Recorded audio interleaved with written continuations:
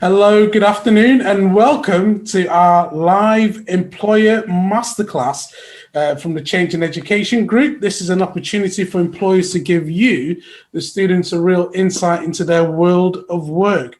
My name is Amos Madry, your host and careers advisor here at the Change in Education Group. So it's the last one today. It's the live session, and I've got a special guest with me. Joining us today is Beckie Staincliffe, who's the Managing Director at European Health and Safety Consultants Limited. Beckie is fluent in German. She sprechen Sie Deutsch, which has proved invaluable with some of her clients. She also has 15 years' experience as a health and safety consultant. Beckie, as her father before her, is very hands-on managing director, spending much of her time fulfilling her role of health and safety manager with her clients. Beckie, a warm welcome to you. I wish I could speak more German to you, but I think that's where I stop. That's all right. Lovely to meet you. Good afternoon. Guten Tag. So, how are you? How are you doing? Yeah, really good. Had a very interesting day today. So I was looking forward to having a chat with you this afternoon. Excellent. Thank you so much for joining us. Beckie, we've had an incredible week of virtual work experience. The students have been so engaging, the work that they've been doing. As a managing director, if you saw the stuff that we're doing, you'd be really impressed. So I'm glad that we've got you here for our last live session this week as it all comes to an end, and they've been incredibly great. Normally, and we still are, we're going to be talking about your career, of course, but I'd love to know what goes through the mind of a managing director that you could even offer to our students today. So I hope we can get into some of that at some point. Yeah, excellent. Good. So Beckie, tell us a little bit about your role, yourself, and how things have been for you in the past year. Yeah, so I have been managing director only, what we're coming up to now, nearly 18 months. I've been in the health and safety arena for 15 years. I became managing director of the family business. So I've been involved in the business since I was 13. Work experience to me and the growing of young people is so massive because that's how I learned to know what I wanted to do and where I wanted to be in life, and got me to the position that I'm fortunately in as we are here today. The last year has been really interesting, completely different way of working, having to learn and adapt with the COVID times. Obviously, the industry I'm in health and safety, COVID is sort of the number one discussion point, and lots of businesses needing assistance. And then having that different language skill set and background where I've worked in different industries has obviously been really helpful to give assistance to businesses throughout that time period. Yeah, I mean, it's incredible. And when I think about health and safety, especially in this day and age, it's a challenging field to be in because you have to be very meticulous in everything that you do. You can't cut any corners. And especially when you're working in countries like Germany, where quality is of essence, you know, it's an important factor in everything that you do. So did that experience and that talent come from your time doing work experience when you were younger? Yeah, that's exactly how it did. So I started out, and it's always slightly embarrassing, but I needed to do work experience. I needed to see what the world of work was like. And so my first work experience, I was chatting to my parents and I said to them, like, where can I go? And they said, well, we've got a brilliant client. You should go and do some work experience there. So I went and worked in a sanitary towel factory. I don't think many people can say that. So I did 2 weeks work experience there, and that helped me learn more what I didn't want to do rather than what I wanted to do in different business areas. And then that's where I really enjoyed the experience and liked meeting new people. Obviously, understanding that I had a language skill set was always quite useful back then. And then it was then developing that further by doing more work experience, going into different places, meeting more people. I don't want to say networking because I think young people think, oh gosh, networking. I can't imagine going into a room with, 100 other people, obviously not in COVID times, but 100 other people and like having a conversation and sparking conversation with them. But actually, by doing that and growing my network, I was able to then learn more and set me up for being able to now be quite a good point of contact of, I'm not just a health and safety person. Oh, I need some assistance with HR. Oh, okay. Well, somebody I might have known from 10 years ago can tap into that, and sort of, it's those connections helped me form my future and how I got to where I am today. And were you ever mentored by anyone? Yeah, I did have some great mentoring. So I was when I was at school, we had a careers team, and they were able to sort of help and guide and coerce us in different areas, and just think about, open your eyes, because I didn't think I ever wanted to do languages, and I did international business with German at university, and I'd never thought of that as an option. And they helped me do that through that process. And then also, as I've shifted from being a director within the business to becoming a managing director, I've then also had coaching. So it doesn't stop. You can never stop learning and understanding different leadership skills. So I've been on a leadership program through the Red Thread. And then I've also had some great coaches that I've worked with to help me develop into the leader that I am today, which has been absolutely invaluable. And that's really, important to continue to equip yourself with the right people around you, creating the right environment for you, which is conducive to growth, and also having that goal and knowing where you want to go to. Was this something that you always knew you want to go into? Was it always going to be? No, I had no idea. When I was at school, first of all, I wanted to be a teacher because that's what lots of my family had done. And then indirectly, my parents were trainers in health and safety. So I was thinking that was what I naturally could be good at. And then I decided that my life goal, I wanted to be a spy. That's what I wanted to do. And so I put all of my efforts into that, went to university, applied, went through all the motions, and then at the last moment thought, actually, this isn't for me, which was quite a challenging, I guess, difficult thing to sort of come to terms with, something that I'd always aimed for, but then actually I realised it actually wasn't suitable for me.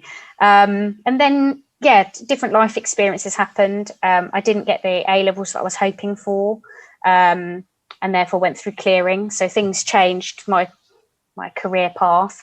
And went off and did my own thing. And then I was thinking, actually, do you know what? I love this health and safety. I like changing people's lives, making a difference. I want to go back to the family business. So I started working in the family business at 13. So instead of doing a paper round, it was legal back then. At 13, I was going to do a paper round, but instead I worked in the family business, did some cleaning, did some filing, paperwork, went off to university, still did bits and pieces, helping out in the holidays. And then graduated from university, worked in a couple of businesses and thought, no, I really, really want to make a difference. Came back and joined the family business, and that was just coming up, nearly 16 years now. Yeah, I mean, when I hear you tell that story, I mean, what I think about is, from doing that work experience in the sanitary towel factory and learning about that, and then wanting to go into security with the secret services, you literally tried everything, to going into teaching, even the paper round, considering that, but choosing to do the family business instead and doing work experience there and helping out cleaning, doing all different things. So you really became versatile, and you were able to, from the different experiences that you had, were able to at least hone that into one thing, which became you. And that uniqueness has allowed you to be in the position that you are today, because you can relate to the cleaner, to the person in the office, and so on and so on. And I think it's been, a godsend for you. It's been your strength.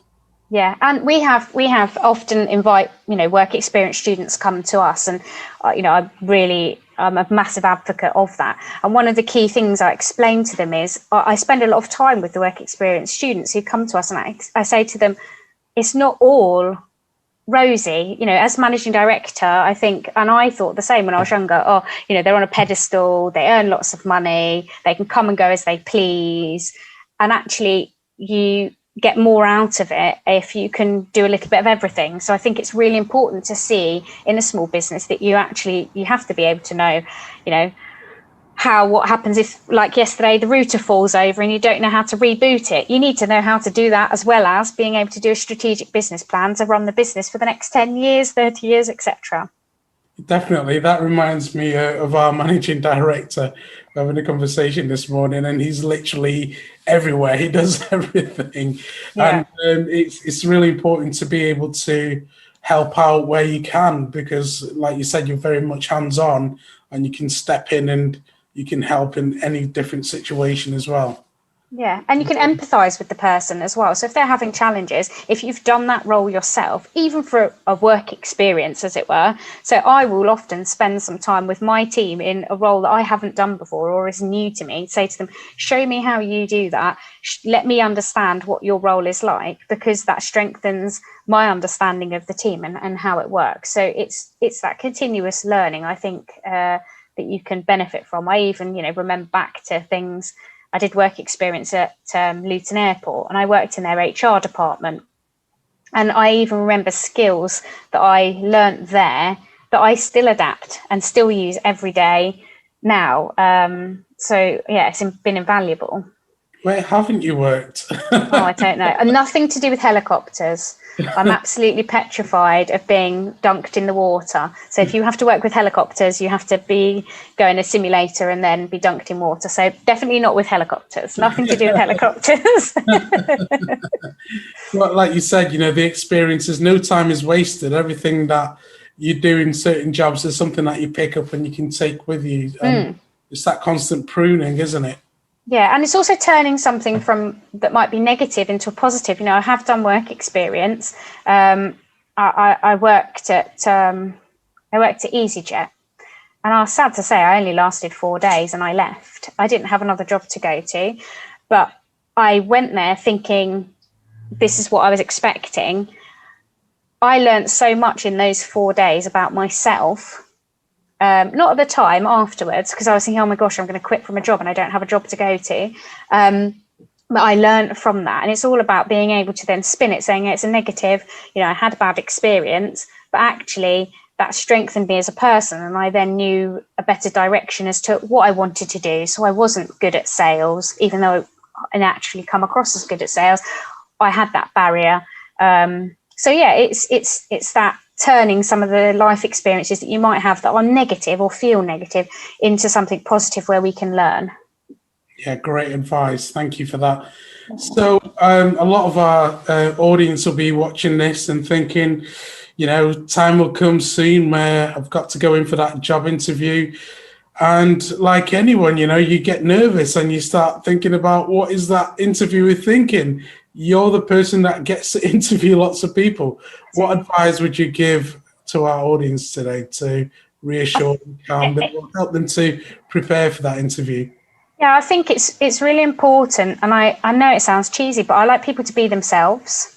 I always get feedback that I'm a nice interviewer, that I make people feel comfortable and that it's not really an interview, which I think is a nice thing. I think interviews can be quite tricky. You can't totally prepare because you've no idea what's going to happen. But plan for the worst, and then hopefully the best will happen. I am known to sometimes trip people up and just see how they handle situations. I wouldn't do this on a junior member of staff, but I was employing somebody more senior. For example, I said to them, right, yes, you can run a PowerPoint presentation, for example. And I wasn't sure that they were able to cope in challenging situations. So I arranged for the power to be cut for the room. Now that's quite mean, but it was really an exercise. Rather than me giving them an exercise to say, how would you deal with this?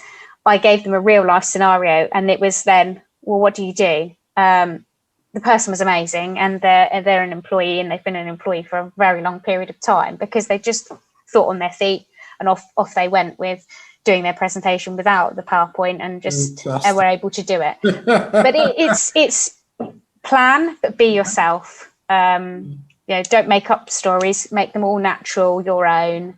It is the best advice I think you can have. Be real to yourself, yeah. Yeah.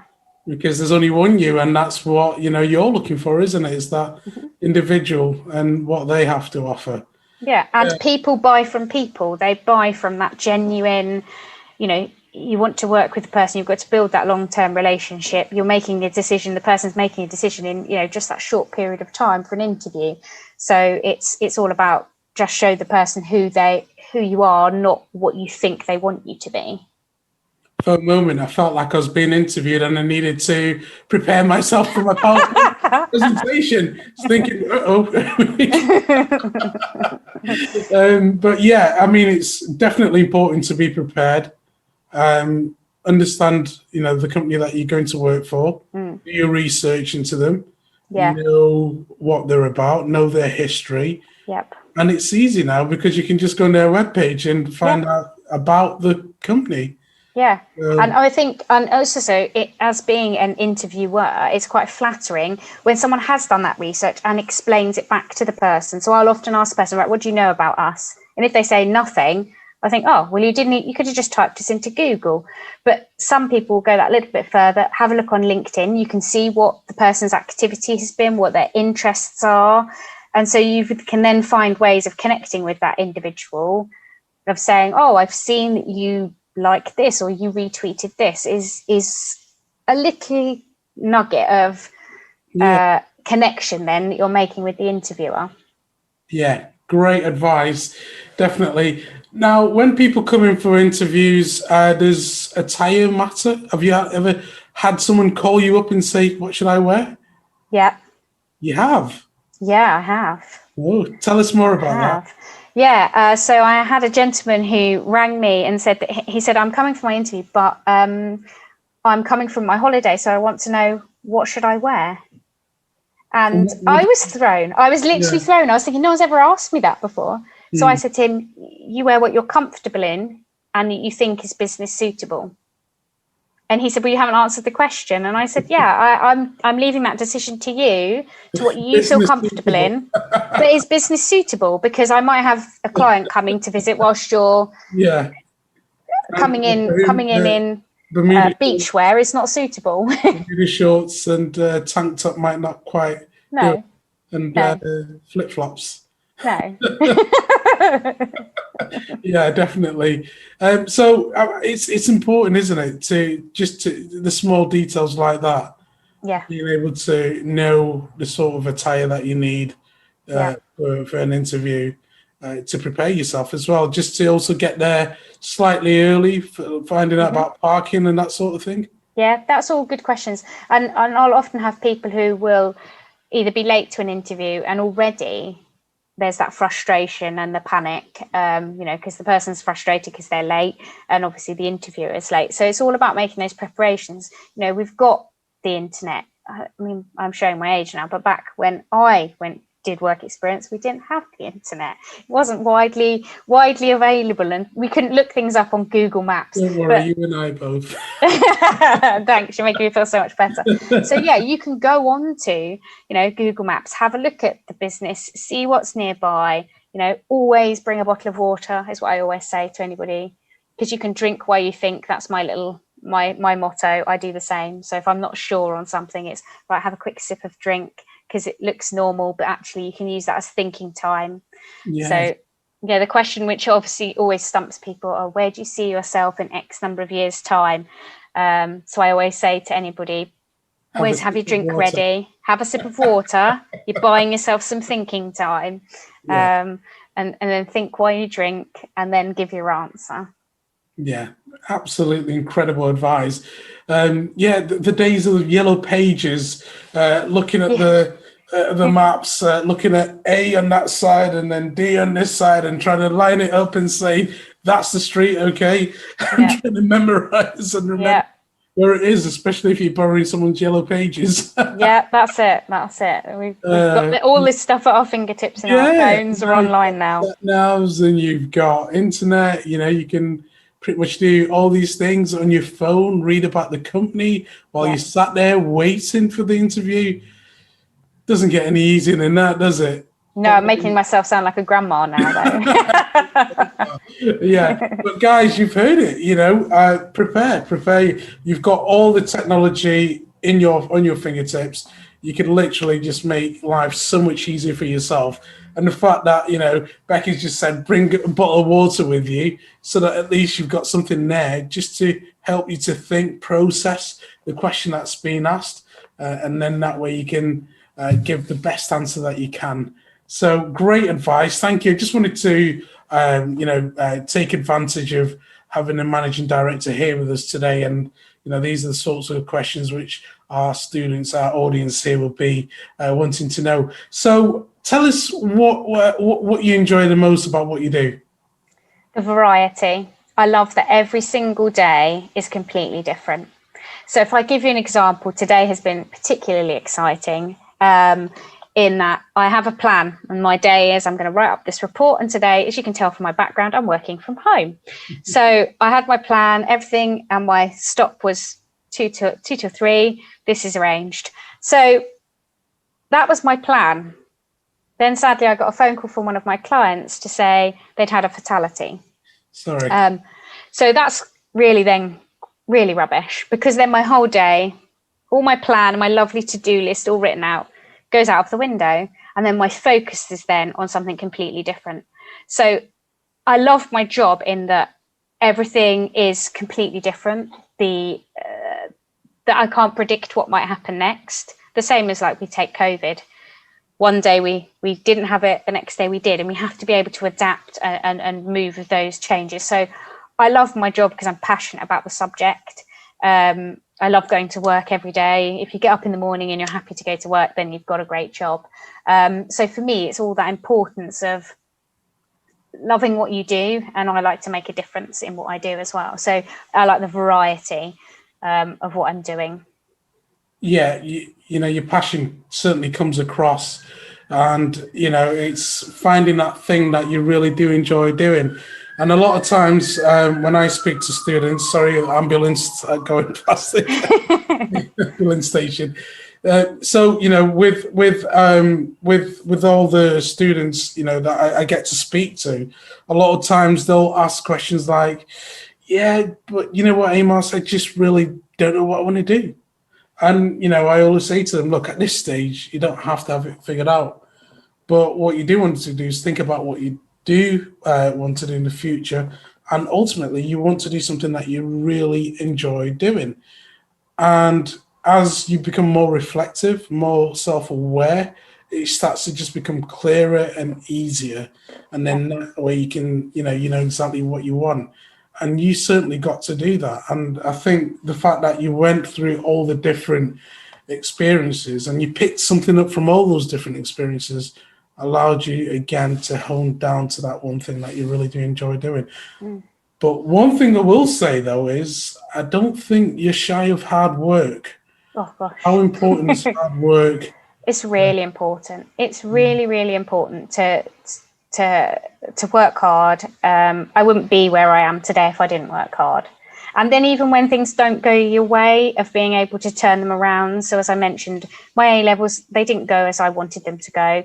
And then rather than probably being sad and, oh, what am I going to do? I don't know what I'm going to do. What are my options? It was then to just quickly, okay, do you know what? I've worked hard for them. That's what they are. Now I need to just go out and find something that I'm going to love doing. And just, as I've said before, spinning it around, it's a hard thing to do, but just turning it into a positive wherever we can. Definitely. Spinning it around, turning it into a positive. I love that, wherever you can. And there's good in everything. And despite the setbacks, there's always a setup for something. Would you agree? Yeah. There's always learning. It's always learning, and you learn more from mistakes that you might make or things that might not go to plan. With my work experience, I was, I want to go into HR. So I did experience in HR.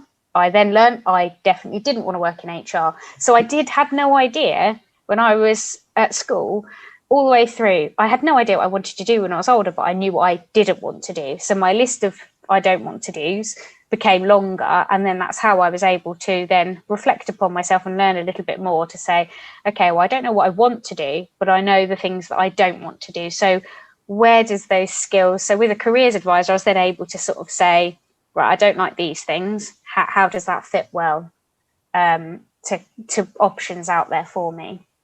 And I like that, to go and do something quickly and find out if you like it or you don't like it. It reminds me of a story where I spoke to a student last year, and he came to me and he said, I really want to go into the army. I'm really excited for it. I said, wow, sounds great. Sounds really exciting. Go and do one of those 2-day trials, come back to me, and then tell me what you think of it. So he went, did the trial, came back, and he said, you know what? I'm glad I did that. Thank goodness I did that, because I absolutely hated it. It's not for me. It's not for me. And he quickly found out. So sometimes it's good for you to go out there, do that, and quickly find out if you don't like something. And you did that. So it's really important. And realize we're quickly running out of time. So I just want to ask you, what advice would you offer to our audience today? They're keen and watching, eager to get some tips and advice. One thing I'd say is do listen to others who might be older than you and have got more experience. I know as a young person, I would be listening either to parents, guardians, or whoever, and I would be, okay, well, what do they know? But actually, listen. You don't have to take it on board, but listen to the different ideas, and take some of the ideas away and have a think about and reflect, because sometimes they do have some really good ideas. And prepare and be yourself. That's the most important things that you can do, is by preparing, do your research, look things up. If you're not sure, then ask, because if you don't ask, you don't learn. So I'll always, even now, if something I don't know, I was asked a question earlier and I just said to the person, I don't know. And they're like, but you're the expert, Beckie. I said, I'm not an expert in everything. I don't know the answer to that, but I'll go and find it out and come back to you. So I think it's part of you're always learning, and that makes for a good leader, makes for a good person to work in a workplace. I absolutely love that. There's so many key takeaways from that. We're always learning. You don't have to have all the answers to everything, but you can go and learn and find out again. Again, we're always learning. But, take advice when you get advice, and this is really important. And this is, something that I think, we should all spend more time thinking about. And you've just said it. When you get advice, you can either take it or leave it, but at least listen to it. Yeah. And then you can, consider what you want to do after. So, great advice. How can people connect with you? Any way they would wish. You can Google me, you can look up my company name, or connect with me on LinkedIn. Delighted to hear from anybody. If you've got questions, queries, or actually, Beckie, what you said was quite interesting. Can I chat to you? Or I don't know what I want to do with my life. What can I do? Or my things haven't gone to plan. How can I turn things around? Anything like that. Excellent. Or visit my website, Twitter, any of those is great to connect with me. Fantastic. And your website is ehsc.co.uk, is that correct? Yep, that is. And then on Twitter, we're at EHSC Limited as well. Excellent. Wow, Beckie, thank you so much for taking this afternoon for our live session. This is the last one. This is our last live of the week. It's been an incredible... Save the best till last. Save the best till last, exactly. It's been an absolute joy just to have you here with us and just to, share your knowledge and experiences with us. This has been the cherry on top of the cake. So thank you so much indeed. And thank you to our audience. You guys have been incredible. I've seen the project briefs that you guys have been working on. Beckie, this week they've been working on activities as well as their project brief. And the projects are incredible. If you saw some of the projects that have come through, you would just say, where can I hire this person? Sounds great.